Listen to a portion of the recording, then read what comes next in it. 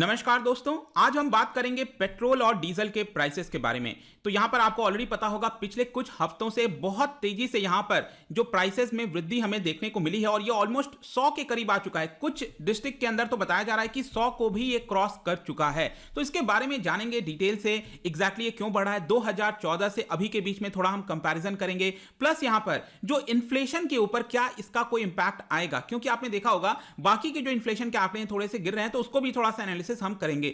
चलिए आगे बढ़ते हैं। मैं हूं अंकित अग्रवाल और अपडेट के लिए आप मुझे फॉलो कर सकते हैं इंस्टाग्राम, फेसबुक और ट्विटर पर। मेरे लेक्चर की हर पीडीएफ आपको फेसबुक पर तो मिलेगी ही, प्लस साथ में आप मेरा टेलीग्राम चैनल ज्वाइन कर सकते हैं by searching Ankit Agarwal official. और अगर आप यूपीएससी की तैयारी कर रहे हैं तो आपके लिए सुनहरा मौका है। स्टडी IQ लैब के लिए स्मार्ट कोर्सेज, जिसके थ्रू आप अपनी प्रिपरेशन और भी ज्यादा अच्छे तरीके से कर सकते हैं। तो यहां पर सबसे पहले देखते हैं दोस्तों हुआ क्या है। तो जैसा कि मैं आपको बता रहा था, पिछले पास्ट 1-2 हफ्ते से आप देखिए तो पेट्रोल डीजल के प्राइसेस बढ़ते जा रहे हैं और मंडे को यहां पर ये फर्दर करीब जो आप देखोगे क्रूड ऑयल के प्राइसेस हैं वो ऑलरेडी $60 को क्रॉस कर चुका है। $63 को भी इनफैक्ट बताया जा रहा है क्रॉस कर चुका है। और जो ऑयल मार्केटिंग कंपनीज हैं जैसे BPCL, इंडियन ऑयल, ये जो हम खरीदते हैं जहां पर पेट्रोल और डीजल भरवाते हैं अपने गाड़ियों में, तो इन्होंने करीब 7th डे है ऐसा जहां पर हर दिन यहां पर जो प्राइसेस हैं वो बढ़ते हुए देखने को मिल रहा होगा। दिल्ली में करीब 89 रुपीस के आसपास आ चुका है पेट्रोल का प्राइस। जो मुंबई है वहां पर 95 रुपीस के आसपास है। और महाराष्ट्र के अंदर परभनी डिस्ट्रिक्ट है, वहां पर एडिटिव्स के साथ जो पेट्रोल दिया जाता है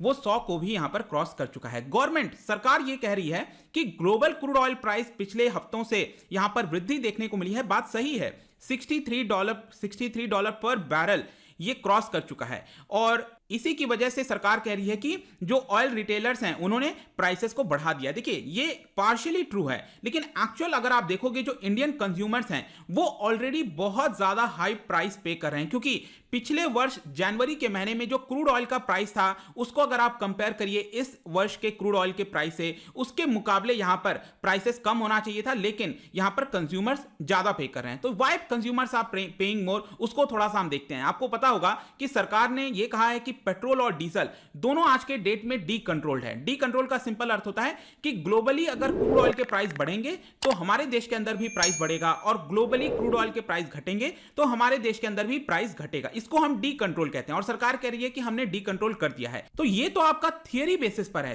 थियोरेटिकली अगर हम देखेंगे तो ये ऐसा होना चाहिए, लेकिन प्रैक्टिकली क्या ये ऐसा हो रहा है? नहीं। It is one way street in India. यहां पर जब प्राइसेस बढ़ता है तो कंज्यूमर्स को ज्यादा नुकसान होता है, कंज्यूमर ज्यादा प्राइस पे करता है, तो कंज्यूमर कह रहा है चलो ठीक है। लेकिन जब प्राइस गिरता है तो कंज्यूमर का जो प्राइस है, जो पेट्रोल डीजल के प्राइस कम होने चाहिए थे, उस समय गिरते नहीं हैं। तो ये बेसिकली इसीलिए मैं कह रहा हूं इसको वन वे स्ट्रीट है, ये जो हम डी कंट्रोल की बात कर रहे हैं। तो बेसिकली क्या होता है कि जब प्राइसेस गिरने लगते हैं तो सरकार प्राइस को कम करने के बजाय उसमें सरकार एक्साइज ड्यूटी, जो टैक्सेस हैं सेंट्रल गवर्नमेंट के द्वारा एक्साइज ड्यूटी लगाई जाती है, और जो राज्य सरकार हैं उनके द्वारा वैल्यू एडेड टैक्सेस लगाए जाते हैं, वैट लगाए जाते हैं। क्योंकि आपको पता होगा ये अभी भी जीएसटी के अंदर नहीं है, तो सिंगल रेट इसके ऊपर नहीं लगता है। हर राज्य के अंदर आपको डिफरेंट प्राइसेस देखने को मिलेंगे। और ये जो सारी चीजें हुई हैं स्पेशली पिछले 1 वर्ष से स्टार्ट हुआ है, क्योंकि कोविड के समय ये पूरा अंतर आ गया था। कोविड में क्या हुआ था, बेसिकली पिछले साल की बात है, यहां पर जो क्रूड ऑयल के प्राइसेस हैं आपने देखा होगा ड्रास्टिकली गिर गया था। अमेरिका का जो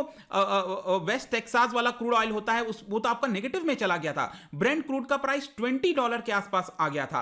तो उस समय क्या हुआ था कि प्राइसेस गिरने चाहिए थे। डी कंट्रोल है, राइट, जैसा कि सरकार कहती है, लेकिन एक्चुअल में क्या ऐसा हुआ? नहीं हुआ।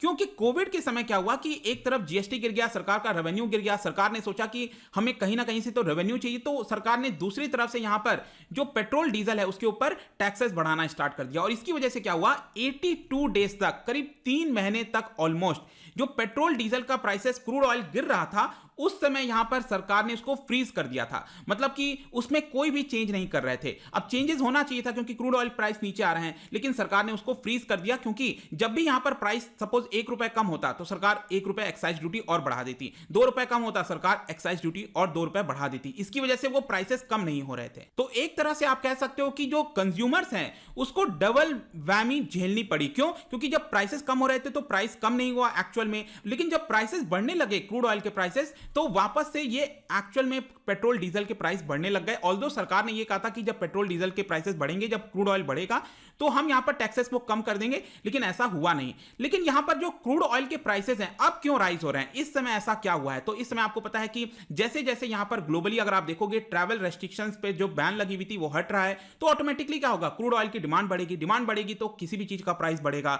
इसके अलावा आप देख सकते हो कि वैक्सीन जिस तरह से रोल आउट किए जा रहे हैं तो कॉन्फिडेंस आ रहा है, तो यहां पर ऑटोमेटिकली प्रोडक्शन बढ़ रहा है, जिसकी वजह से क्रूड ऑयल की डिमांड बढ़ी है। इसके अलावा एक और रीजन है दोस्तों, क्योंकि मिडिल ईस्ट में अगर आप देखोगे जहां पर बड़ी मात्रा में क्रूड ऑयल प्रोड्यूस होता है, तो सऊदी अरबिया ने करंट वॉलंटरी डिसाइड किया है खुद से कि वो यहां पर सप्लाई को कम करेगा। ऑब्वियस सी बात है, एक तरफ डिमांड बढ़ रहा है, सप्लाई कम हो रहा है, तो क्रूड ऑयल के प्राइसेस बढ़ते जाएंगे ही। यहां पर आप न्यूज भी देख सकते हो कि oil hits 13 months high on fears of Middle East tensions, तो वहां पर टेंशंस भी चल रहे हैं, क्योंकि आपने देखा होगा कि सऊदी अरब का जो युद्ध है, एक तरह से आप कह सकते हो कि यमन के अंदर देखने को मिल रहा है। और रिसेंटली कुछ न्यूज आया था कि ईरान से कोई ड्रोन आया था और उसने अटैक करने की कोशिश की, तो सऊदी अरब ने गिरा दिया। तो इस तरह का कुछ टेंशन देखने को मिल रहा है। यूएस ने कहा है कि यहां पर जो हम सपोर्ट करते थे सऊदी अरब को यमन के अंदर, अब हम उसको सपोर्ट नहीं करेंगे। तो बहुत सारी गतिविधि हो रही है, इन सब के कारण भी आप कह सकते हो कि जो क्रूड ऑयल के प्राइसेस हैं वो बढ़ते हुए देखने को मिल रहा है। नेक्स्ट यहां पर क्वेश्चन आता है, थोड़ा सा हम कंपेयर करते हैं कि जो रिटेल प्राइस है इस समय वो कितना है, एक्चुअल में टैक्सेस कितना लगाया जाता है उसके ऊपर। तो आप देख सकते हो कि 2020 के स्टार्टिंग में यहां पर सरकार जो एक्साइज ड्यूटी लगाती थी, मैं सेंट्रल गवर्नमेंट की बात कर रहा हूं, वो करीब 20 रुपए के आसपास था। आज के डेट में ये कितना है, करीब 33 रुपीस के आसपास है। और वहीं राज्य सरकार की भी बात करें तो राज्य सरकार भी अक्सर बढ़ाती रहती है। इनफैक्ट मैं आपको बताऊं तो राज्य सरकार क्या है, वैट लगाती है। और वैट क्या होता है, ये परसेंटेज टर्म में होता है। तो जितना ज्यादा क्रूड ऑयल प्राइस बढ़ता जाएगा, राज्य सरकार को और आमदनी आती है। क्यों? क्योंकि ये परसेंटेज टर्म में होता है। मैं कहता हूं कि 20 रुपए पर आपको राज्य सरकार ने कहा कि हमें 10% चाहिए, तो 2 रुपए टैक्स आएगा। लेकिन 20 रुपए का अगर वो 40 रुपए हो गया, तो 40 का 10% कितना हुआ, 4 रुपए हो गया। तो जैसे जैसे वो बढ़ते जाते हैं तो परसेंटेज टर्म में वो वैल्यू भी बढ़ती जाती है। सेंट्रल गवर्नमेंट क्या करती है, फिक्स लगाती है, क्योंकि वो एक्साइज ड्यूटी होता है, एक्साइज ड्यूटी एग्जैक्ट नंबर में होता है। तो इसकी वजह से आप यहां पर अब आप देखो 2014 में जो प्राइस था पेट्रोल का, आप देख सकते हो ये करीब 70 रुपीस के आसपास था। आप देखो 2014 मई के महीने में ये 70 रुपीस के आसपास था। 2021 फरवरी के महीने में कितना है, 86 87, मतलब मैं दिल्ली का एवरेज आपको बता रहा हूं।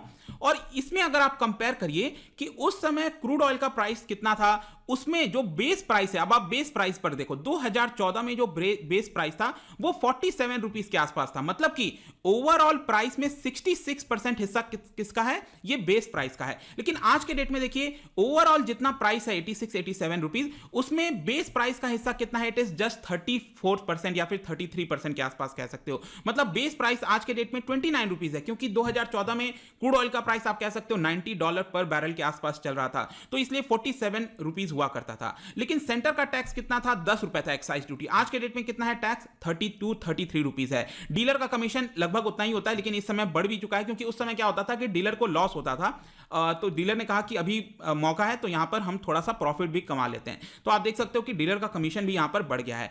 स्टेट की टैक्स की बात करिए, स्टेट का भी टैक्स आप देख सकते हो ऑलमोस्ट डबल हो गया है पिछले के मुकाबले। लेकिन एक और चीज आप याद रखिएगा, यहां पर सेंट्रल गवर्नमेंट के पास जो भी पैसा जाता है, सपोज मैं कहता हूं 30 रुपीस जा रहा है, तो 30 रुपीस का फाइनेंस कमीशन के अकॉर्डिंग 42% हिस्सा ये राज्यों को भी जाता है। तो राज्यों के पास ये 20 रुपए तो है, प्लस इसका भी 42% यहां पर राज्य के पास आता है। ये भी आपको ध्यान रखना है। और सेंट्रल गवर्नमेंट हमेशा यही तर्क देती रहती है कि हम जो लेते हैं टैक्स, उसका लगभग आधा तो राज्य के पास ही चला जाता है। लेकिन इस बार बजट अगर आपने अच्छे से देखा होगा तो सरकार, सेंट्रल गवर्नमेंट ने भी थोड़ी सी चालाकी कर दी और वो ये किया कि एक्साइज ड्यूटी करीब 3-4 रुपए गिरा दिया। और आपने सुना होगा एग्रीकल्चर सेस के बारे में, agriculture and infrastructure development cess recently आया था बजट में। तो सेस क्या होता है कि वो सेंट्रल गवर्नमेंट के पास ही रहेगा और वो एग्रीकल्चर पर खर्च किया जाएगा। तो सरकार ने ये चालाकी किया कि उसका 42% ना देना पड़े, तो इसलिए वो सेस का माध्यम अपना ली। तो चलिए ये सब चलता रहता है। लेकिन यहां पर देखने की बात यह है कि आज के डेट में जितना भी हम प्राइस पे कर रहे हैं, उसमें से 180% आज के डेट में जो भी टैक्स लगा रही है सेंट्रल गवर्नमेंट और स्टेट गवर्नमेंट, दोनों अगर आप जोड़ दो तो बेस प्राइस का 180% पेट्रोल के प्राइसेस में आता है। मतलब 180% टैक्स लगाया जाता है बेस प्राइस के ऊपर। तो ये इसकी वजह से आज के डेट में इतना ज्यादा प्राइस आपको देखने को मिल रहा है। अगर हम इसको दूसरे कंट्रीज के साथ कंपेयर करें तो यहां पर यह भी मैं आपको दिखा सकता हूं। देखिए भारत का कितना है, मतलब 2020 जनवरी 2020 में क्या सिचुएशन था और अभी जनवरी 2021 में क्या सिचुएशन है, आप देख सकते हो कि यहां पर डॉलर के टर्म्स में ये प्राइस बताया गया है। तो पिछले साल के मुकाबले इस साल हमारा कितना प्राइस चेंज हुआ है, पिछले साल के मुकाबले हम 13% ज्यादा पेमेंट कर रहे हैं भारत के अंदर, लेकिन वही चाइना, यूएसए, ब्राजील और बाकी देशों में अगर आप देखोगे तो यहां पर वो कितना पे कर रहे हैं, कम पे कर रहे हैं, नेगेटिव में है पिछले साल के मुकाबले। इनफैक्ट ब्राजील में देखिए 20% वो कम पे कर रहे हैं, लेकिन हम यहां पर ज्यादा पे कर रहे हैं। तो ये क्लियरली दिखा रहा है कि सरकार टैक्सेस की वजह से यहां पर इतना ज्यादा बढ़ गया है। लेकिन अब जाने से पहले सबसे इंपॉर्टेंट क्वेश्चन, क्या इसका इन्फ्लेशन के ऊपर इंपैक्ट आएगा? देखिए अभी तक अगर आप देखोगे ना तो कोई बहुत ऐसा इन्फ्लेशन का इंपैक्ट देखने को नहीं मिल रहा है, क्योंकि रिसेंटली आपने देखा होगा जो आंकड़ा आया है सीपीआई वगैरह का, आप देखिए यहां पर क्लियरली ये कम आ रहा है। अभी रिसेंट का जनवरी का आंकड़ा है 16 मंथ्स लो पर चला गया है, 4% के आसपास आ गया, जो कि बैंड में है। यहां पर जो टारगेट है आरबीआई को दिया हुआ है कि 2% से 6% के बीच में रहना चाहिए, तो ये कंफर्टेबल जोन में आ चुका है। इवन अगर आप होलसेल इन्फ्लेशन देखोगे वो 2% के आसपास होता है। तो यहां पर इंपैक्ट किसको करेगा? देखिए ओवरऑल अगर आप देखिए यहां पर जो लोग ट्रैवलिंग में ज्यादा खर्च करते हैं उनके ऊपर ज्यादा भार आएगा ये, ठीक है। जिन लोग का ट्रैवलिंग के ऊपर इतना वो नहीं है उनको कम इसको चुभेगा, आप एक तरह से कह सकते हो। दूसरा अगर हम देखें अर्बन पॉपुलेशन, क्योंकि वहां पर ट्रांसपोर्टेशन ज्यादा चाहिए होता है, उनके ऊपर ज्यादा इंपैक्ट आएगा। लेकिन हाँ, रूरल एरियाज में भी जो लोग रह रहे हैं उनके ऊपर इंपैक्ट तब आएगा अगर सपोज बाय चांस इस बार का मॉनसून खराब होता है, नहीं आता है। इसकी वजह से क्या होगा, यहां पर उनको ज्यादा इरिगेशन करना पड़ेगा। इरिगेशन कैसे होता है? डीजल पावर्ड की वजह से डीजल का यूज करना पड़ता है, तो डीजल की कीमत बढ़ चुकी है। तो यहां पर अगर उनको इरिगेशन ज्यादा करना पड़ गया क्योंकि मॉनसून खराब है, तो यहां पर उनको भी ज्यादा चुभेगा ये चीज। तो ये इन्फ्लेशन के ऊपर थोड़ा सा एनालिसिस था। आई होप दोस्तों ये जो पूरा वीडियो था, पेट्रोल के प्राइसेस 100 मार्क को ऑलमोस्ट टच करने वाले हैं, इसके बारे में जो भी जानकारी थी, जो भी एनालिसिस था, मैंने आपको दे दिया है। जाने से पहले मैं आपके लिए क्वेश्चन लेकर आया हूं, आपको बताना है कि इनमें से कौन सी चीजों की वजह से इन्फ्लेशन होता है हमारे इकोनॉमी के अंदर, कौन से चीजों की वजह से। ध्यान से सोचिएगा, पढ़ने की कोशिश करिए। इसका जो राइट आंसर है मैं अपने इंस्टाग्राम पर तो डालूंगा ही, अगर आप इंस्टा पे नहीं हो कोई बात नहीं, टेलीग्राम से आप ले सकते हैं। यहां पर मैं एक्सप्लेनेशन भी डाल देता हूं अगर रिक्वायरमेंट होती है उसकी। तो बाकी कई सारे एमसीक्यूज डालता रहता हूं मैं स्टोरीज के फॉर्म में, आप जाकर प्ले कर सकते हो। अगर आप उसे इकोनॉमी पढ़ना चाहते हैं, कोई भी कोर्स परचेज करना चाहते हैं, स्टडी IQ ऐप पर जा सकते हैं। आई होप की वीडियो आपको पसंद आया होगा। मिलता हूं आपसे next time, till then thank you very much, see you soon.